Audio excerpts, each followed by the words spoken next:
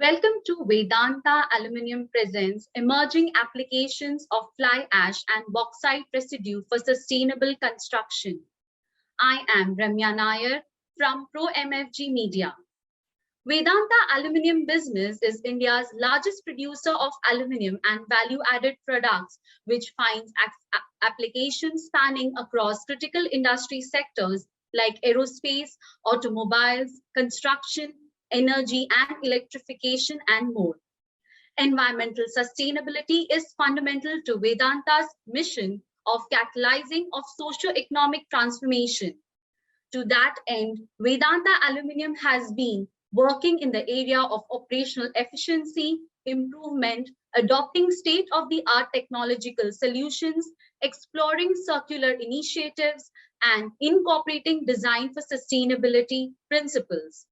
As producers of aluminium, the most sustainable among metals, Vedanta Aluminium is a strong proponent of gainful utilization of industrial byproducts like fly ash and bauxite residue for the business sustainability. Accordingly, today's event focuses on the emerging applications of fly ash and bauxite residue for sustainable construction. Now, I would like to invite Mr. Rahul Sharma, the CEO, Aluminium Business, Vedanta Limited, for the keynote address. A brief introduction about him. Mr. Rahul Sharma joined the Vedanta Group in 1998 and is the Chief Executive Officer of the business since 2020. Prior to this role, he has worked as the acting CEO of the Alumina business from 2019 and as Director, Corporate Strategy, Aluminium and Power. With a diverse experience of over 25 years, he is one of the principal figures of India's metal and mining industry. Over to you, Mr. Rahul, and thank you for joining us. Thanks a lot, and good evening to all. And more so, I think all of you who are here today, and my, special thanks to all of you.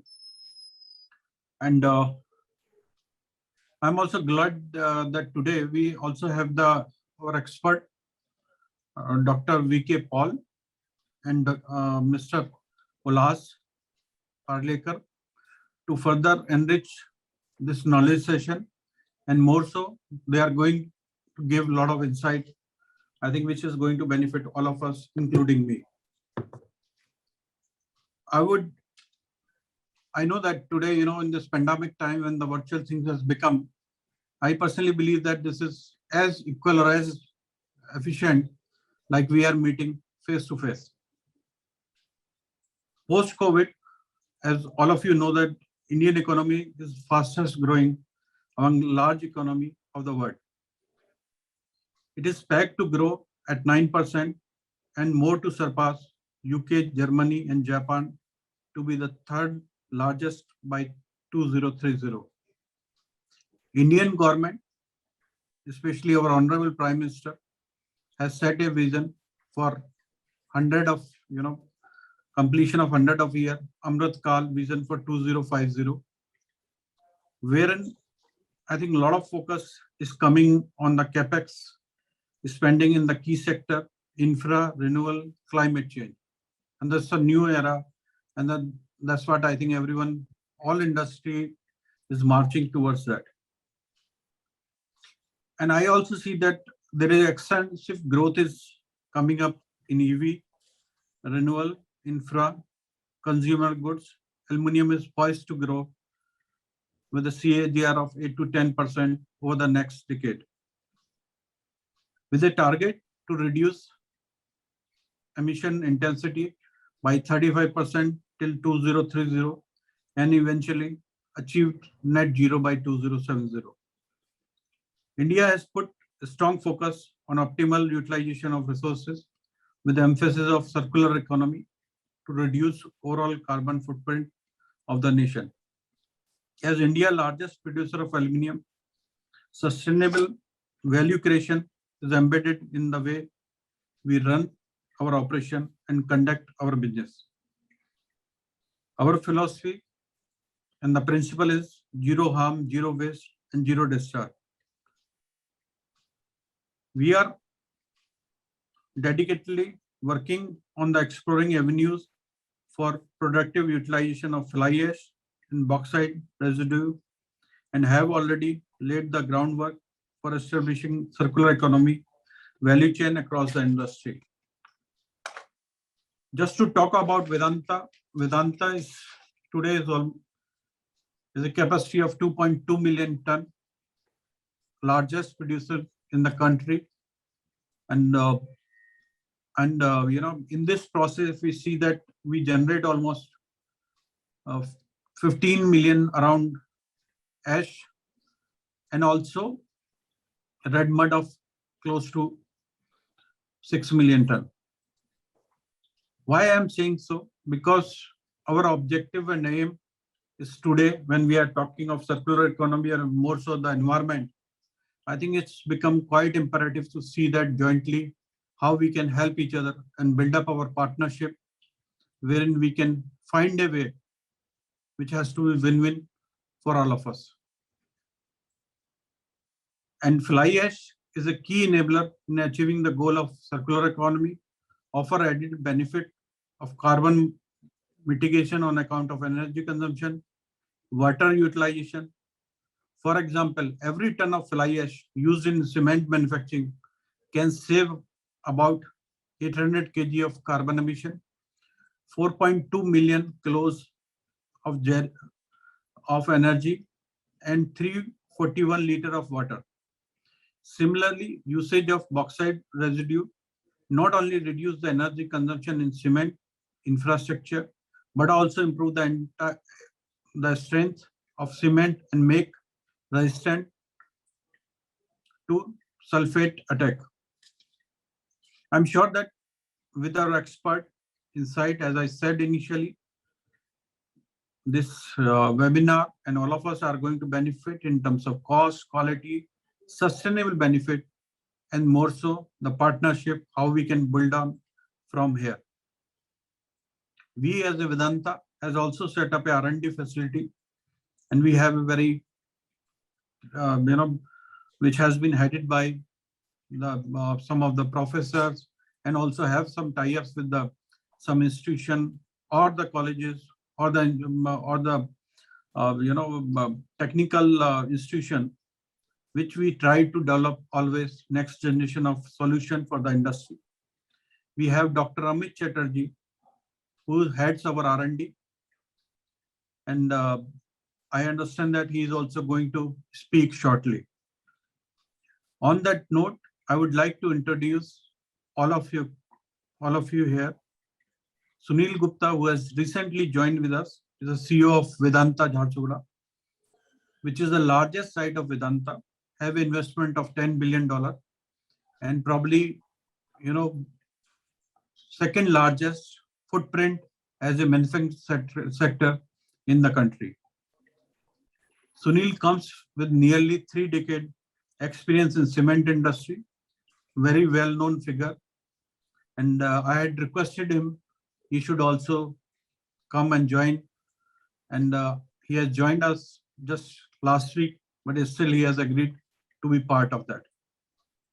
Once again, I'm delighted, I'm grateful, and look forward some great solution and more so partnership, which is for long-term and win-win proposition. With this, I would like to thank everyone and all the best.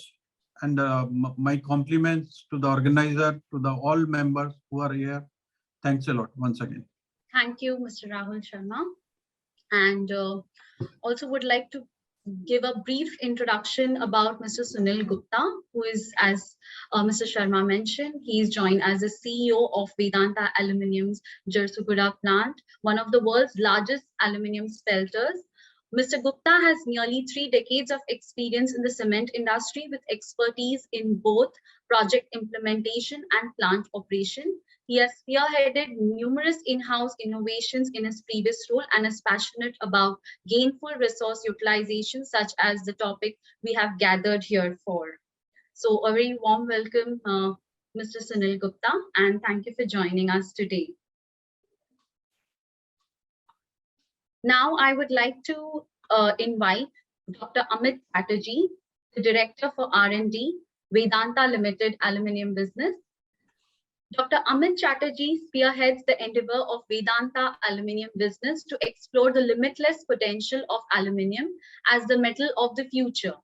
Having over 3 decades of experience with some of India's leading manufacturing and energy companies, he has worked in the field of sustainability, new product development, and more. Dr. Chatterjee has developed and deployed several technology solutions in collaboration with reputed institutions in India and abroad. He also has a rich research portfolio in aluminium, business material, composites, graphites, CNT, carbon black, chemical, cement and concrete, and more. He's the author of more than 40 publications in reputed international journals and 20 patents.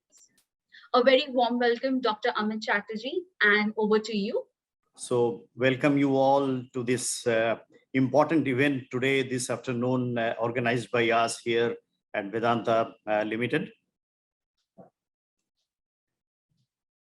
Vedanta Limited is the world's sixth largest, most diversified natural resources company, conglomerate. And we have our business operations in India, South Africa, Namibia, and Australia. We are a leading producer of oil, gas, lead, silver, copper, iron ore, steel, and aluminium and power. Vedanta contributes 1% towards India's GDP. And next, over 2 to 3 years, we would be investing strategically in capital projects for making our revenue double from the current level of $15 billion. Vedanta Aluminium and Power business is India's largest primary aluminium producer, having an installed smelting capacity of 2.2 million tons. And our goal is to create long-term values for all our stakeholders through research, innovation, acquisition, sustainable development, and utilization of diversified resources. We empower our people to drive excellence and innovation, and we demonstrate world-class standards of governance, safety, sustainability, and social responsibility. Diversified across different geographies, our values help us achieve our purpose.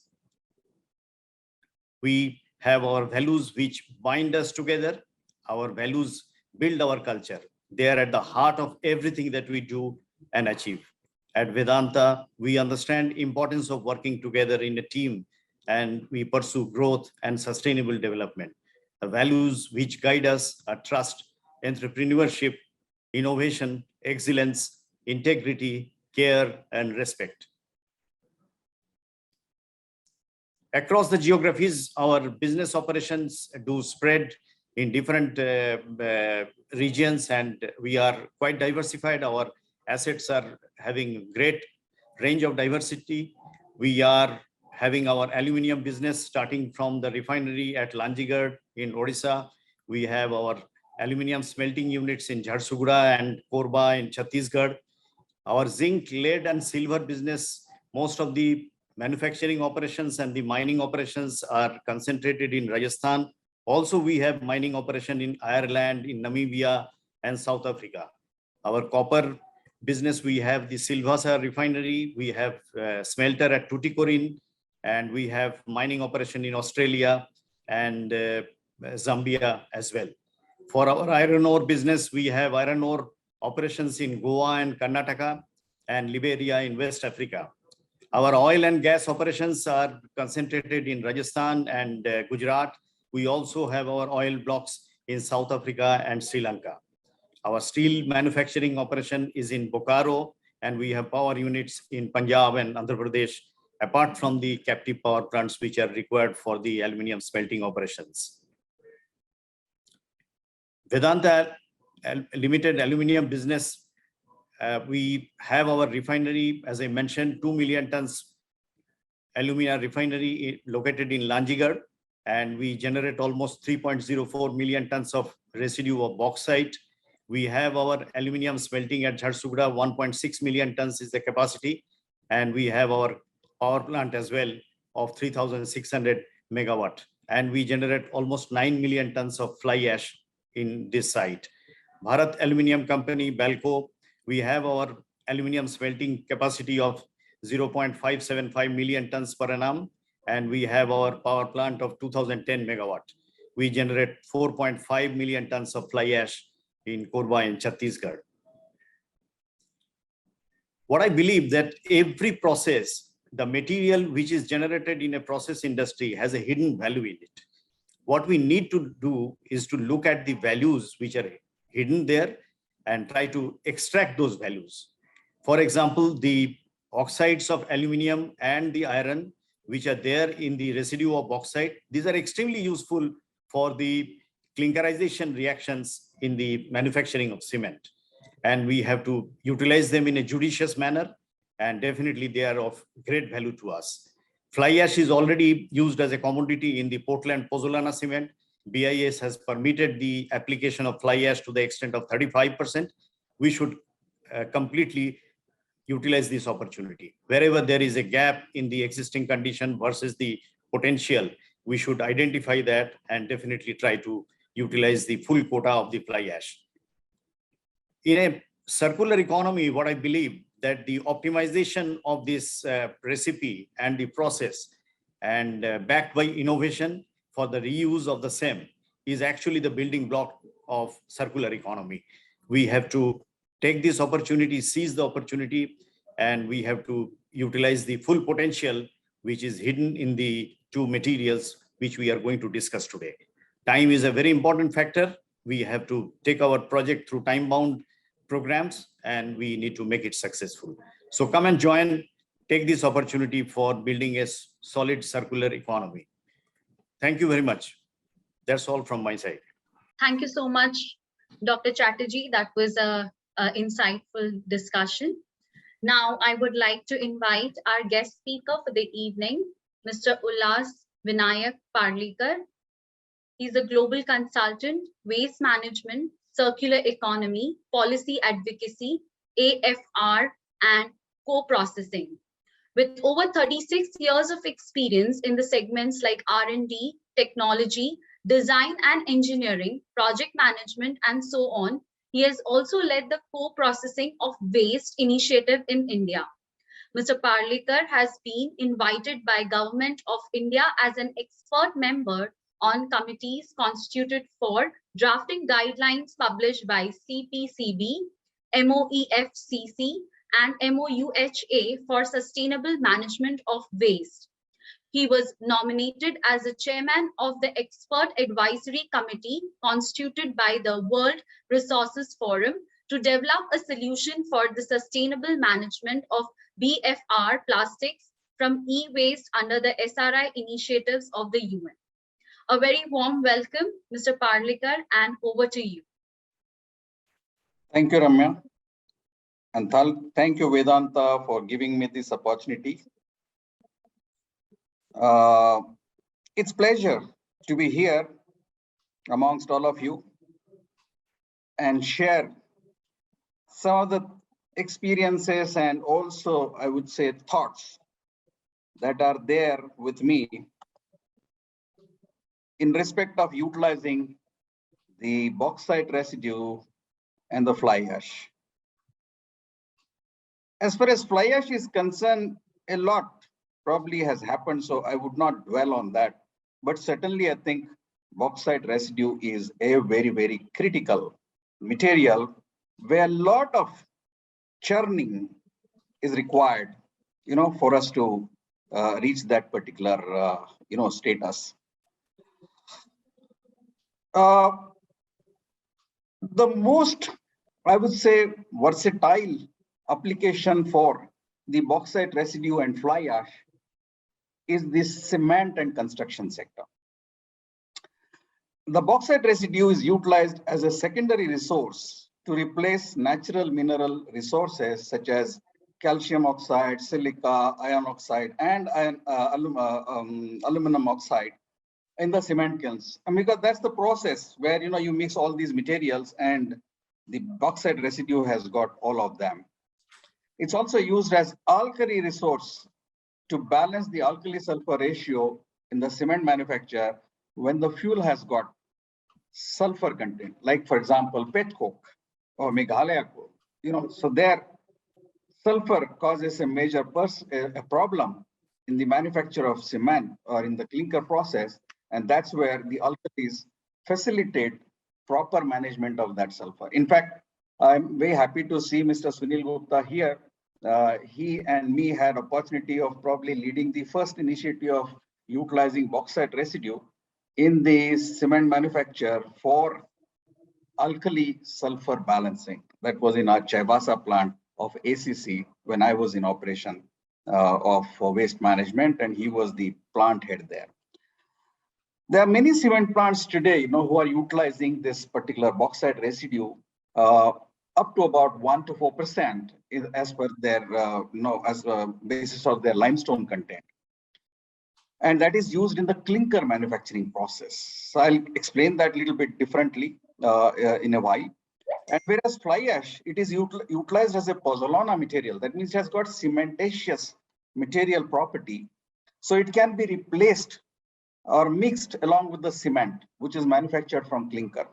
So you actually add fly ash in the cement grinding process, where clinker, cement, and fly ash, clinker and fly ash, along with some gypsum, are ground to make cement. And as Dr. Chatterjee was saying, the fly ash utilization to an extent of 35% is permitted in cement, whereas the bauxite residue is added in the kiln. And that's what we will see in this particular diagram. You have the mineral resources which are fed as raw materials. And there is a process which is quite a few of you would know. There's a preheater tower, the tower that you are seeing of cyclones, and there's a brown equipment which is called as cement kiln. These are all gigantic equipments. The cement kiln can be 6-meter diameter and 100-meter long.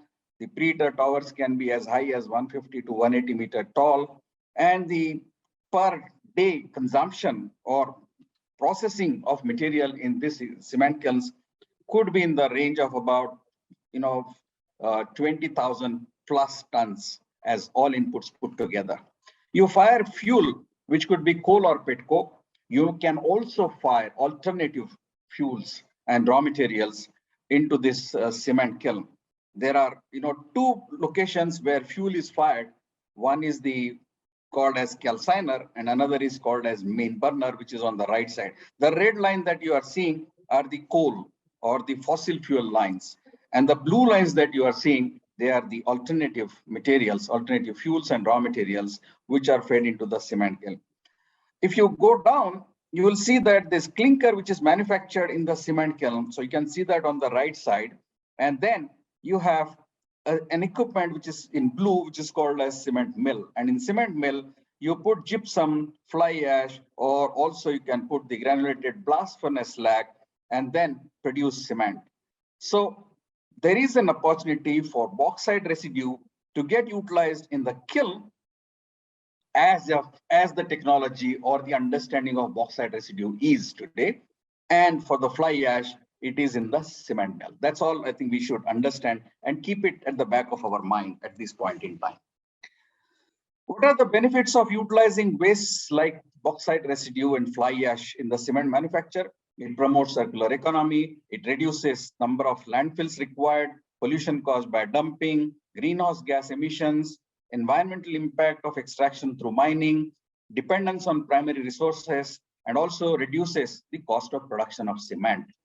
And it also mitigates the climate impact. So it's a very, very powerful and important kind of an application of utilizing waste in the cement manufacture. And that's what we are going to discuss. But please understand that wastes are materials which do not have quality consideration, whereas cement is manufactured, which has to have precise quality consideration. It has to meet the expectation of the customers. When they construct any house, it has to provide a life of 100 years at least. So that means that there's a quality consideration, and the quality consideration, involves the input materials, the process, the output materials in toto and in a very precise manner. So the laboratory evaluation of the waste materials, whether it is raw materials like bauxite residue or fly ash, or whether it is fuels like, you have paint sludges or agro residues, or you have waste solvents or waste oils and all kinds of different materials. So it is important, therefore, that quality has to be in the mind. We are not burning waste materials or just feeding or dumping waste materials like we do in the landfills. We are manufacturing cement out of it, and that's what we have to keep it in our mind while considering the utilization of bauxite residue or fly ash in the cement manufacture. So I was just thinking that how much bauxite residue could be there? Which suppose, if industry, construction industry and cement industry wants to utilize it. If you look at the numbers, I did the projection of the bauxite residue generation from 2019 to 2025. And in this 6-7 years of time, you find that about 1.3 billion tons, not million, a billion tons of bauxite residue will get generated. And the same case in terms of India, it will be about 125 million tons. So it's a huge resource. And we are moving towards 5 trillion economy. We are moving towards production of aluminum. I mean, aluminum economy we are trying to promote because there are a lot of advantages of the aluminum material. So we will be bound to producing large amount of this bauxite residue. And that means there's a huge residue, bauxite residue or a resource, which is going to be available to us for utilization. Already, if you look at the stacked volume of bauxite residue, it is in the range of about 100 million tons.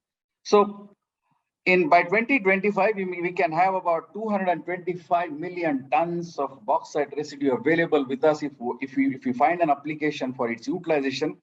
That's a beautiful sort of a resource for us to start utilizing.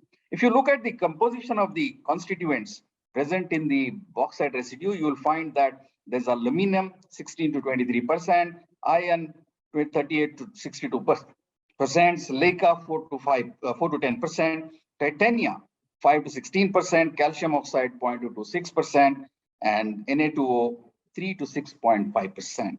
And the loss on ignition could be about 8 to 13%. So it has a variation. I mean, this is the India data that I have picked up from some of the literature references that I got it. And you can see, therefore, that there is a range of material constituents which are there in that. And that is something that we have to keep in our mind while we are trying to look for the applications for this beautiful resource that we have at our end. Then what we did is, I tried to evaluate what are the applications which are feasible as far as the cement and construction sector is concerned. And then I found that there are about huge number of, I don't remember the exact number, but huge number of patents which are available on use of bauxite residues in different applications. And almost 33% of that are in the sector of civil construction, which is in the cement and construction sector. So which means that this particular material has a resource potential and we must therefore explore it.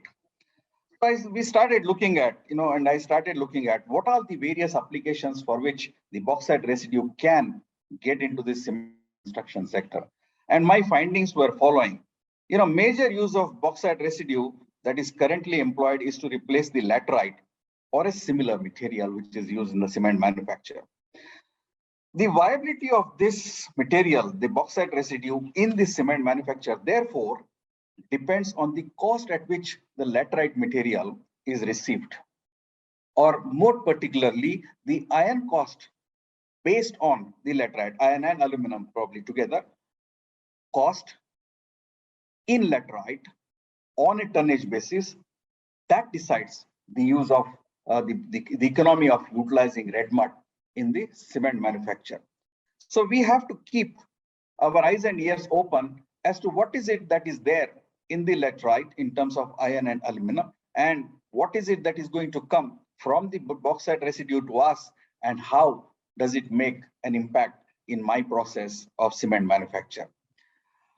If you look at the the general industry consideration today, cement industry consideration, we are utilizing this material as an iron substitute, because that makes a larger sense at this point in time by replacing laterite.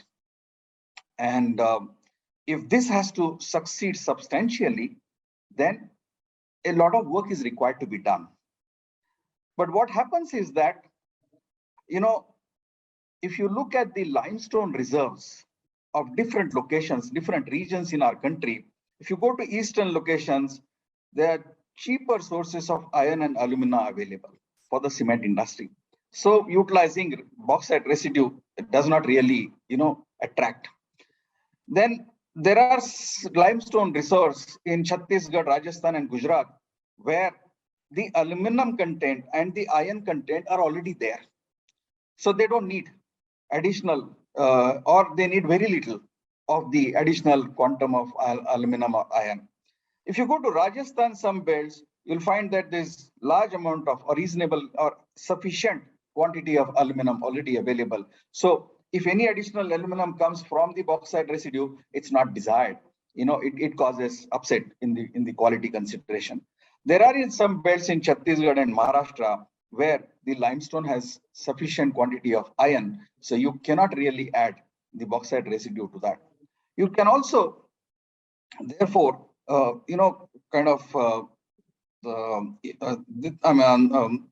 take into consideration that the acceptability of bauxite residue in the cement would depend on what is required in the cement manufacture. So if you just get the bauxite residue and give it to cement plant, every cement plant, and ask them to utilize it, probably it is not going to work.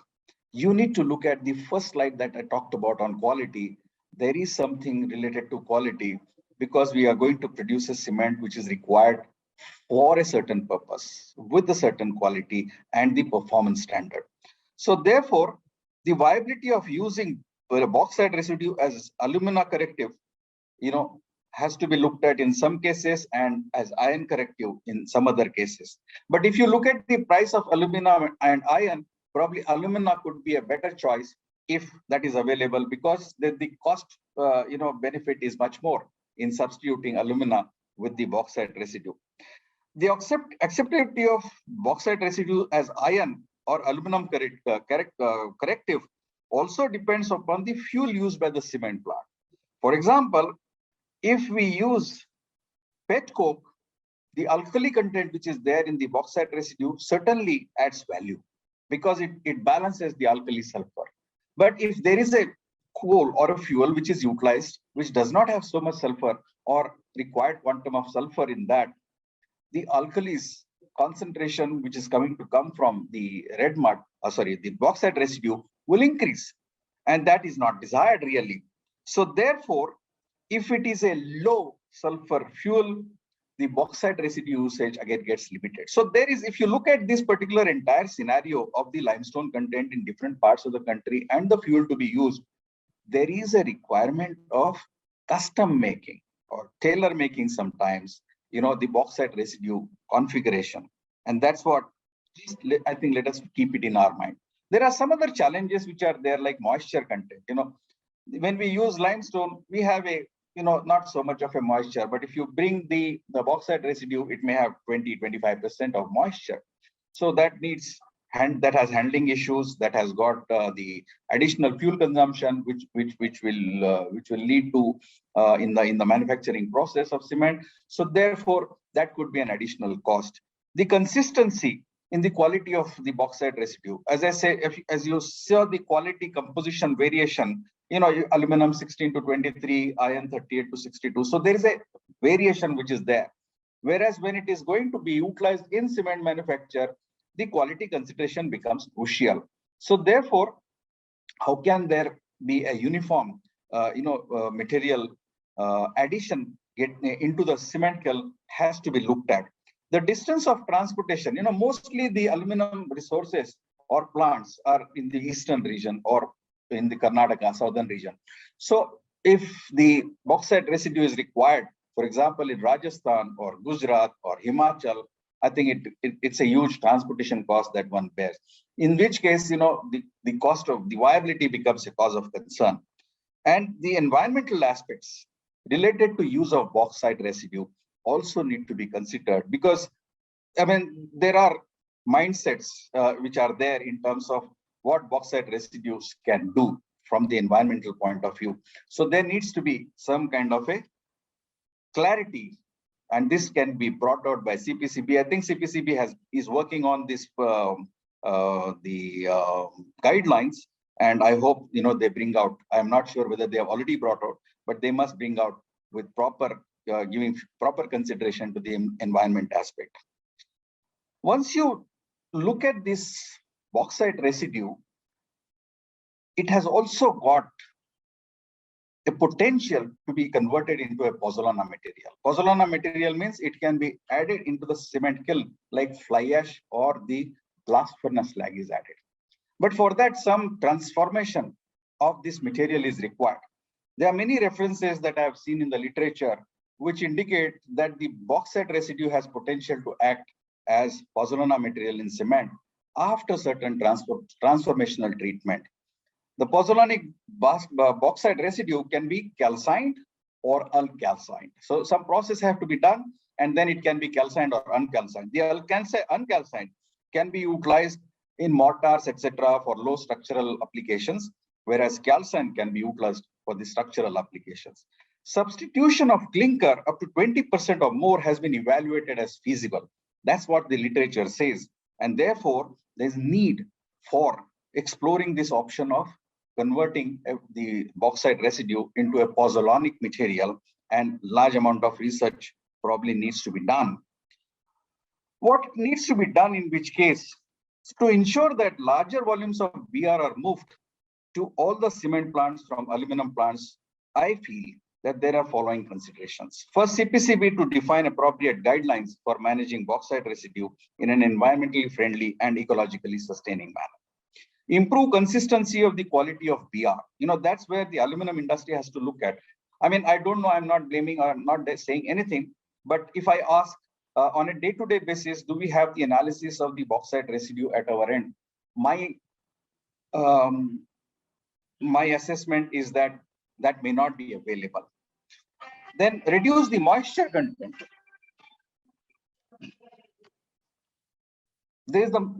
Reduce the moisture content.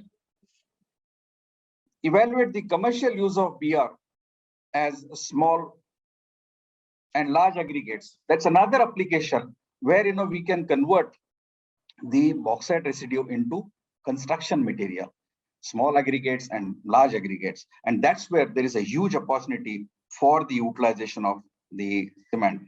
So there are various business model considerations feasible from the cement plant and aluminum plant perspective. And that's where, CII, GBC, and GIZ have worked together. I also had an opportunity of working. 4 models were worked out based on the transport distance, the cost of transportation, availability of material, etc. And what was found was that the various 13 different clusters that we have in the industry, cement industry, there are different viable possibility of these models being viable. For example, in the Bilaspur region, model 1 could be viable. And in the Aliyaur cluster, maybe model 4 is viable. So the cement industry and the aluminum industry has to look forward together. They should collaborate and see how that model 4 can be utilized so that the movement of the material from the aluminum industry starts happening and both start getting a gainful benefit of this bauxite residue utilization in the cement manufacture.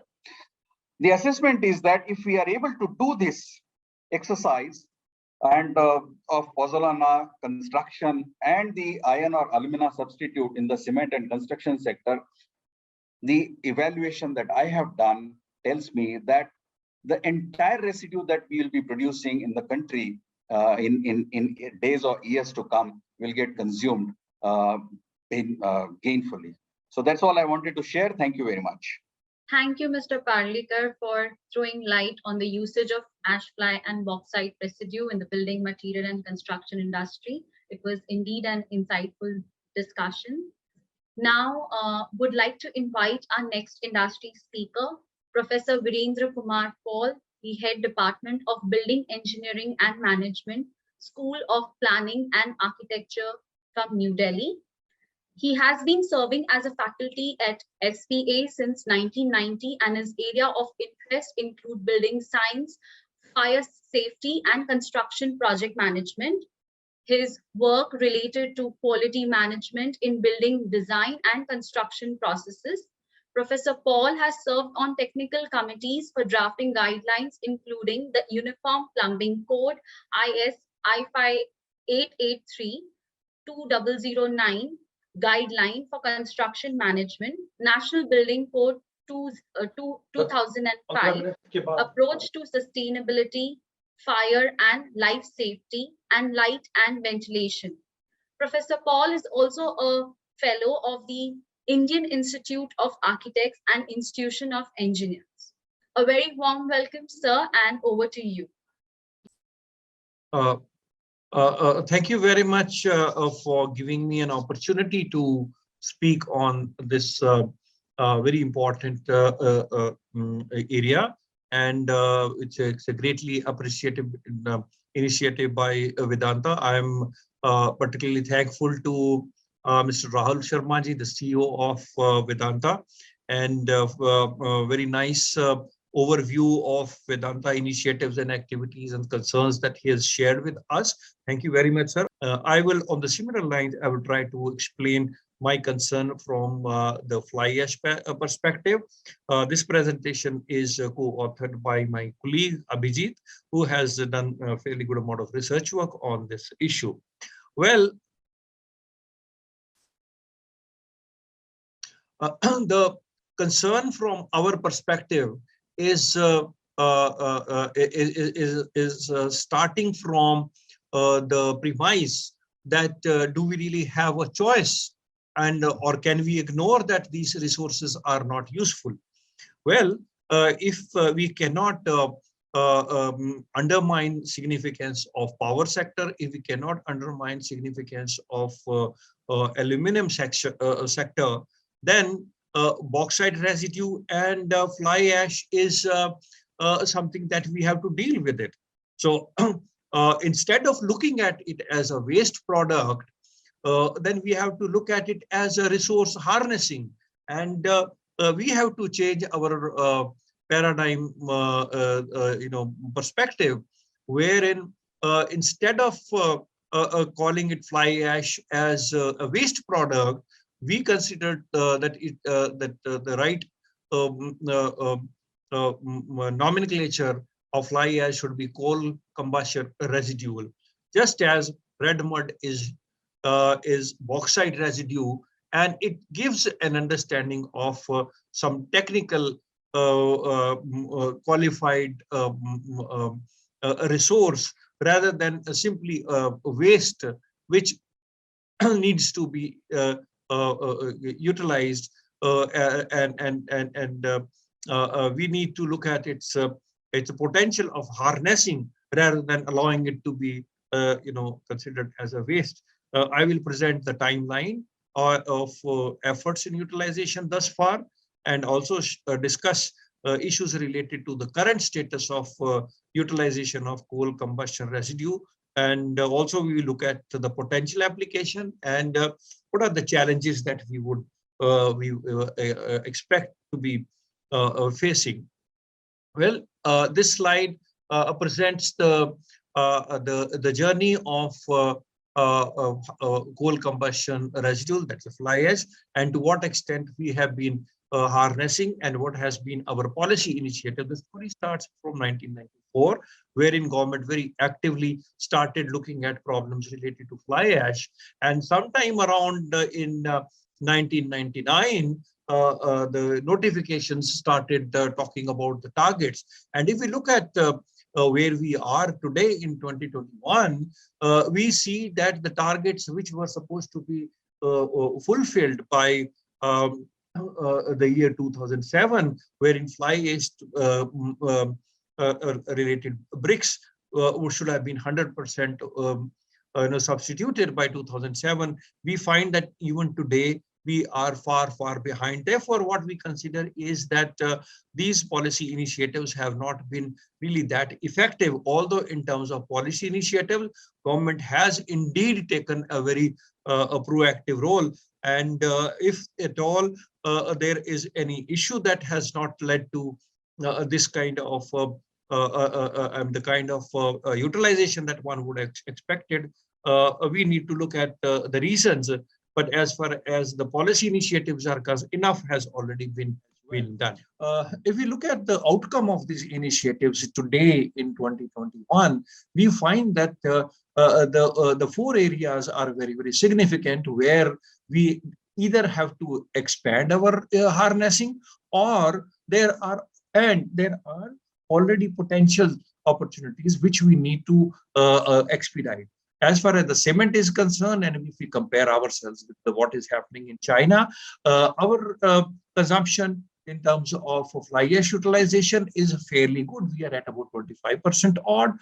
And as far as the brick and tiles, we are way, way behind from China. And similarly, in terms of concrete, we are way, way behind concrete. However, in terms of roads and flyovers, the story is very good.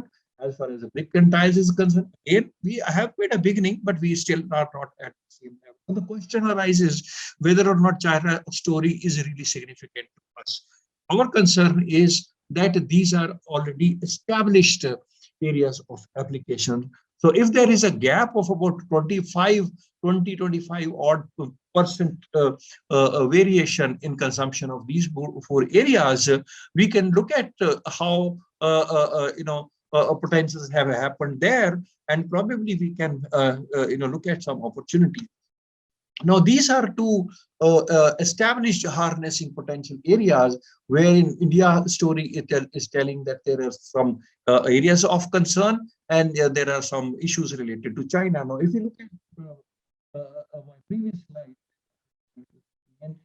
how policy initiatives have happened, we find that maybe we need to slightly look at differently and look for a way of harnessing this potential. So we would like to draw cement and industrialized construction product industry so that we don't let this opportunity go, and we need to think differently. And when we talk about industrialized construction products, unlike a very conventional opportunity of fly ash bricks that we have been focusing in this country, we understand that it's a time when we start looking at industrialized construction product as a segment which will try to pick it up. And the other one is, of course, cement industry. So in these two areas, we need to focus for thinking differently.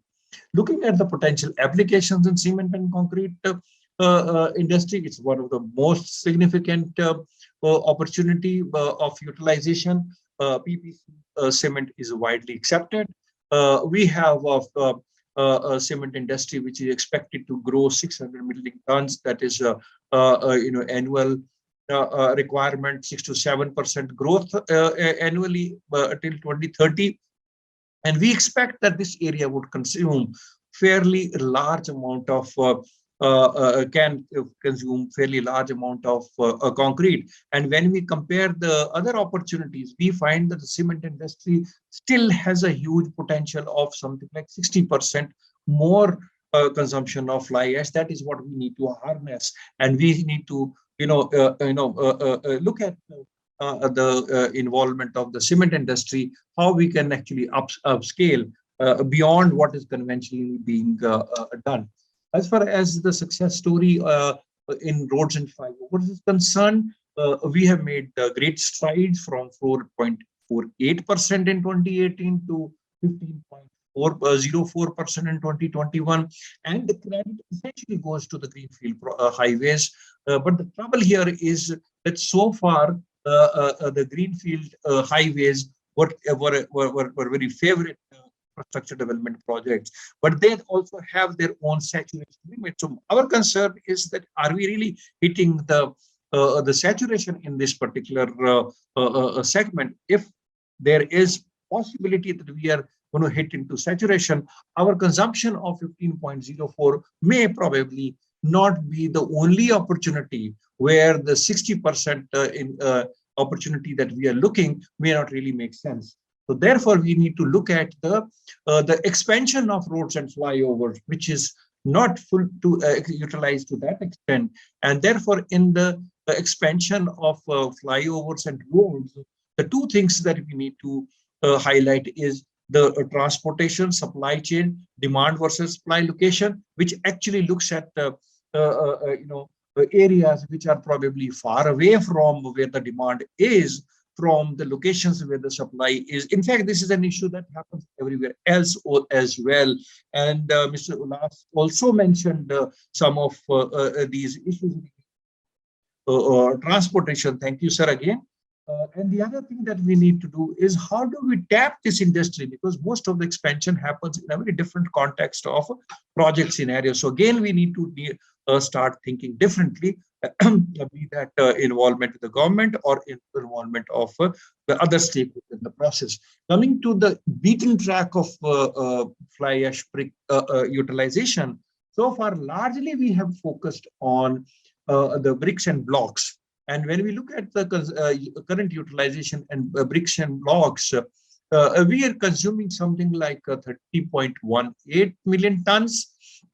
Number of fly ash waste bricks produced in 2021 is in the range of about 40 billion units. Annual demand is around 320 billion units.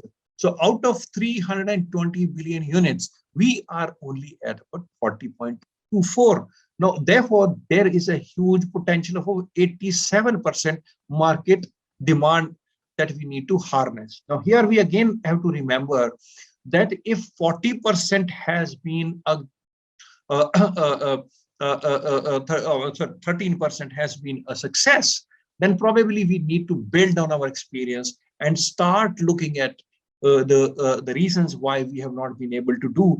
But the problem is that we need to bridge that gap by some innovation. Now, the challenge here is essentially, in our understanding, is not on the technical properties of fly ash and the fly ash based bricks, but our issue is related to the marketing and whether or not the approach of bricks as a product is the right way, or we start looking at innovation in terms of a solution for the walls and partitions where bricks are being used. So our inference and understanding is, why should we follow the beaten track alone and start looking differently? We also have potential applications where we have to see bricks and blocks in the context of MOEF mandate, where up to 300 kilometers we are expected to go full blast and look at the opportunities. And when we look at that, the fly ash quantity required would be in the range of about 49 to 186 million tons to be able to produce 200 to 50 billion units, and the quantity that we would need to be harnessed is something like 18 million ton. And we also have another unharnessed store of about 1,500 million tons. So there is a concern as far as brick and blocks is concerned, that we only have about 18 million tons available, and there's actually a shortfall if we have to produce 200 to 50 billion. And as far as the other unharnessed potentials are concerned, where we also have to start looking at where actually we have made good development, but we have still not started working on these utilization opportunities. We have seen that aggregates will have utilized fly ash. We have a great potential to use in synthetic wood, paints, enamels, precast panels. And we've seen that in false ceiling panels, even in building construction, there is a great opportunity where the tiles, if they compare with current other competitors, fiber reinforced by organic or metal or synthetic reinforcement, added, these things can give you more or less the same property and be very, very useful. And what we understand is that they are not developed for commercialization, but they are actually the potential application. So we need to think about how we can bring applications here, and that's where we solicit the innovative thinking from the cement and other construction, industrialized construction product stakeholders.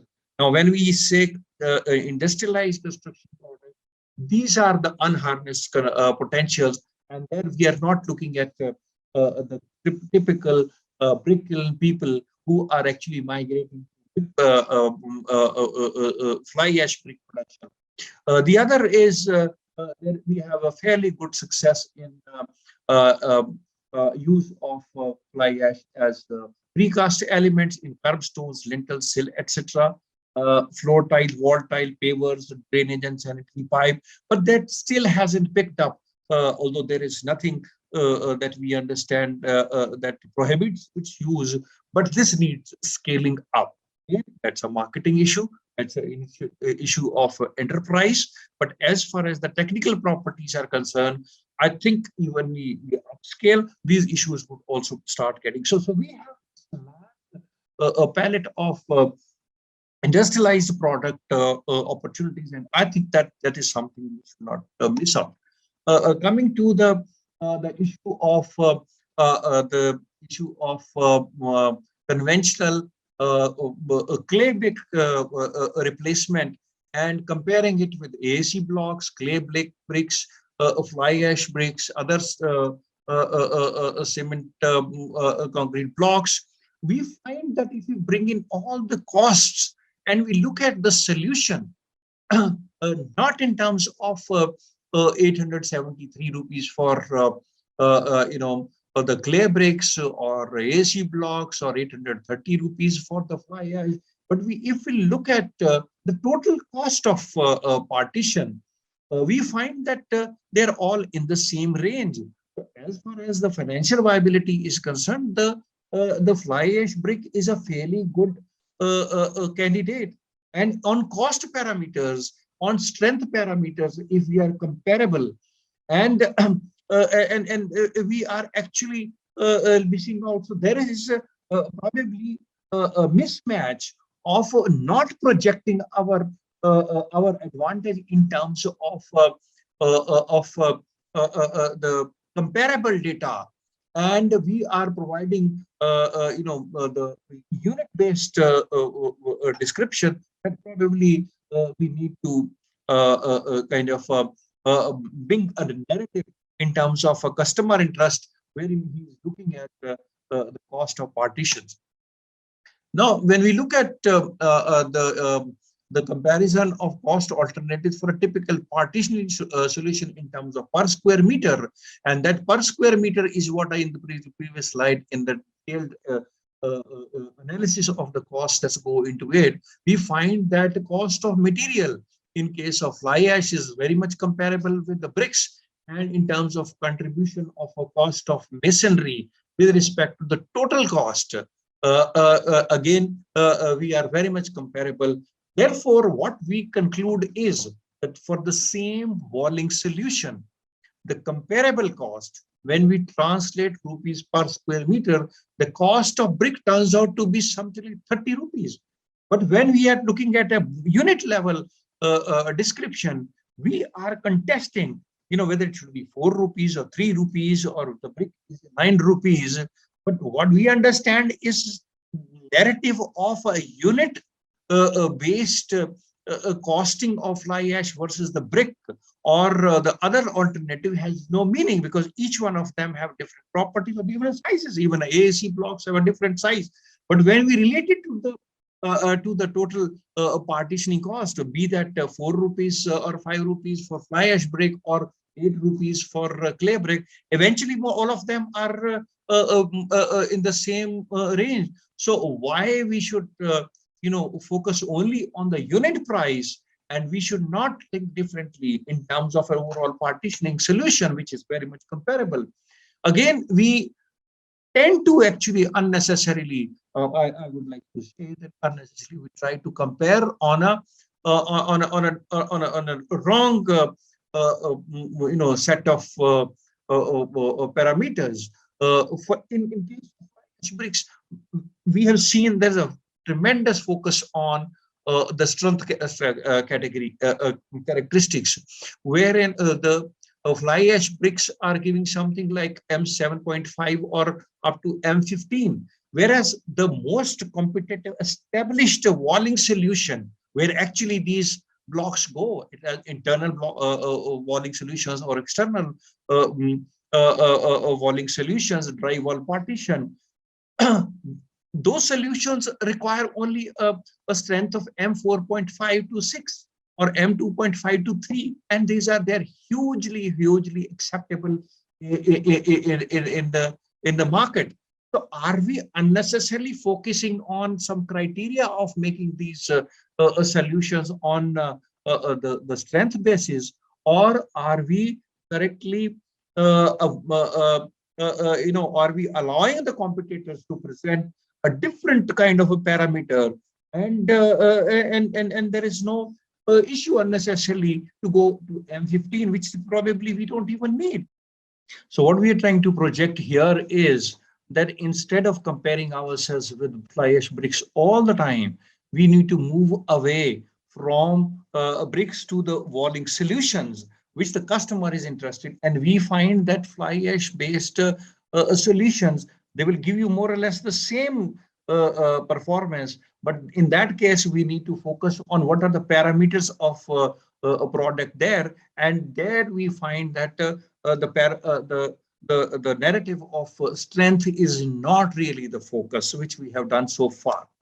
If we look at the impediments in adoption of fly ash bricks, more or less everybody would agree that there's a variation in quality of fly ash. Some speakers have raised this question: breaking of corners, holding capacity, strength of bricks. Although we're designing bricks for a longer time, and probably the issues could be because of the slow strength that gains, and probably premature the transportation happens, or peeling of plasters, etc. These are some of the technical issues that exist. As far as the management issues are concerned, we have seen that the intermittent supply of fly ash, and that becomes a problem for the enterprise. And I have already mentioned about the strength criteria. The other issue is the reusability of bricks. Once you remove the partition, then what do we do? Productivity issue, available of the tools, and how the screws and other fasteners have. These are actually management issues that need to be sorted out or differently. The technical issues. Again, our theme is to think differently. Now, as far as the problem of marketing is concerned, we find that we are unnecessarily focusing on comparing with the conventional established solution brick, whereas this product is very different from bricks. So probably we need to build a narrative from product information to the solution information. We have resolved issues. We have resolved issues of the skills, the tools, PPP for the fly ash utilization. But the trouble is that when it comes to the site, we need to bring that awareness to the people, and that is where probably there is some kind of an additional effort that is necessary. We are giving bricks to fly ash bricks to a conventional clay brick mason.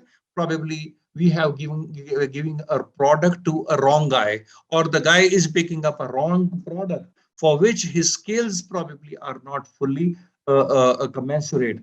And we also find that there is a problem of breaking half bricks or queen closures for conventional English and Flemish bond. So we find that why we are still following the same process of bricklaying for the fly ash brick, or can we not recalibrate the sizes of bricks or the partition? For example, AAC blocks come with a different dimensions. So why should we always compare with the bricks alone? And that's where probably we again need to differently and start looking at the complete walling solution, where the cost and other parameters are very much in favor. And that's where the industry needs to come forward. We need to look at the paradigm shift from product to solution. The selling price must justify the value that customer is getting as a complete solution. And are we dealing with the wrong guy in the supply chain, wherein we find that the stakeholder in the supply chain is the brick manufacturer, and brick manufacturer is actually the same clay brick manufacturer. Whereas when we're looking into product, we need to look at or a solution, we need to look at a completely different set of people, such as the dealership network, such as the marketing people who take them to the solution. Whereas the conventional brick kiln person is not really well versed with the kind of. So essentially, we need to move away from this. The focus is to provide what the customer needs as a solution, and how it fulfills the customer needs. Well, as I come to towards close of my presentation, and I am presenting you the way forward, what I would like to highlight at this stage is that the product improvement approach needs to be adopted, but we also start looking at the solutions. And in the product related issues, we need to look at how the supply chains can be improved, especially how the demand and supply locations, we bring them closer by appropriate strategies in transportation, etc. R&D needs to be strengthened, which, as I presented earlier, there are many areas where we have opportunities, but the commercialization has not happened to that extent. And we look at the possibilities of improvement or innovation in some of the area. I have tried to identify and present to you the issue related to the skilling of human resources and development of tools, etc., wherein we see that probably we are using conventional methods and conventional skilling personnel to handle materials which are very different. And finally, we consider that the value benefits must reach and must be communicated appropriately to the customers in a customer-friendly manner. Some resources that need to be developed, and I'm sure that will change a perception in the minds of the people. Thank you very much for listening to my thoughts on fly ash utilization. And there have been some questions which we noticed in the chat box. I have tried to cover these during my discussion itself. Thank you very much. I would take up the questions which we have received from the audience, and due to time limitation, we will be taking up only few of them. So requesting the audience to stay tuned, and please kindly keep putting your questions, typing your questions in the chat box with your name and company name, and we shall respond to your questions back offline with the experts. So I would like to take up the first question for Mr. Parlikar. Red mud with moisture results in hopper choking, feed variation, as well as LSF variation. How can this be handled? And therefore, there is no cause of concern as I see. There could be some amount of moisture which has to be driven out, so that requires little additional fuel consumption. But that's an economical consideration which one has to look at and do the needful. I don't think technologically there will be any issue. And the other thing is that, I don't think LSF variation would happen on account of that. I have not understood why it should happen. But in any case, if there's any concern of that kind, that can always be looked at, because there's large quantum of red mud utilization currently happening in the country in many cement plants, and I'm aware about it.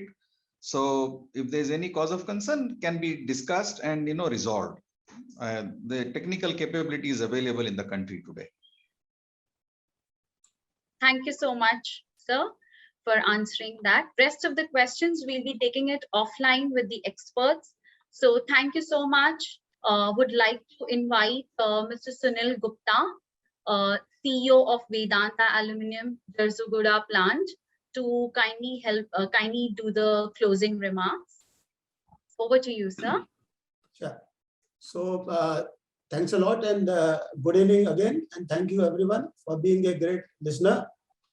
Especially, I would like to thank our webinar speaker, Mr. Ulhas Parlikar, and Professor Dr. V.K. Paul for illuminating us with their knowledge.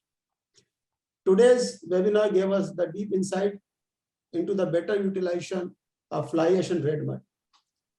I would like to focus on the fact that the fly ash and bauxite residue produced at our plant are of superior quality, and we are already supplying fly ash and red mud to cement plant and for the NHI and the brick manufacturer.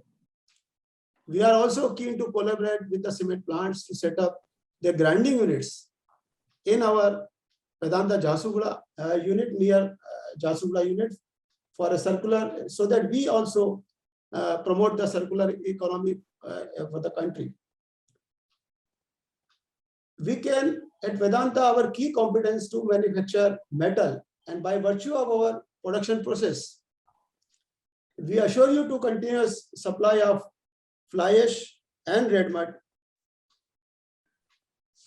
We hope to work in line with the Vedanta's goal of becoming carbon neutral by 2050 and closely adhere to the 10th of zero harm, zero waste and zero discharge. So once again, I request all of you to come forward and please contact our team, Vedanta team, for utilization of fly ash and the red mud in cement plants in any other process like brick manufacturing and NHI, or ready mix plant also can take this fly ash. So you please contact our Vedanta team, and we are always there to support you. And how can we are ready to supply entire this fly ash and red mud free of cost, and the commercials can be discussed one-to-one. So once again, I thank all of you for participating in the webinar, and to the speakers and to our Aluminium CEO, Shri Rahul Sharma. Once again, thanks to all participants. Thank you. So thank you so much to our dear speakers who joined us and the audience for being a part of our today's event, and wishing you all a happy evening and a great week. Thank you.